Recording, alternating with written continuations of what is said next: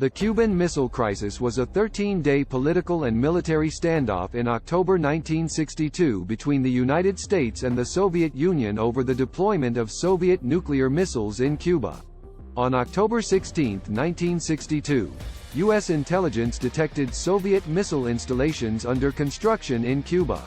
President John F. Kennedy promptly summoned a meeting of the National Security Council's Executive Committee, ExComm, to address the situation.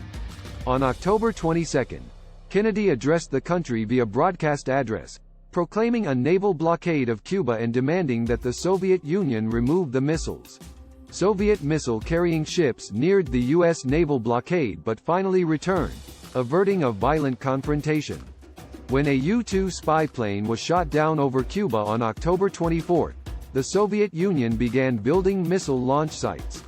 Kennedy pondered launching a military strike on the missile installations, but ExComm finally chose a diplomatic approach. On October 28, Soviet missile-carrying ships returned, averting a military confrontation. The next day, Kennedy and Soviet Premier Nikita Khrushchev struck an agreement via covert contacts.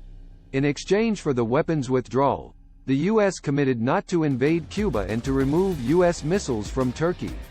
The Cuban Missile Crisis was a watershed moment in the Cold War, bringing the world closer to nuclear war than ever before. It also helped to cement Kennedy's reputation as a strong and decisive leader, as well as the need of diplomatic methods in resolving international issues. Overall, the Cuban Missile Crisis was a watershed moment in 20th-century history, emphasizing the risks of nuclear weapons as well as the need of diplomacy and dialogue in resolving international problems.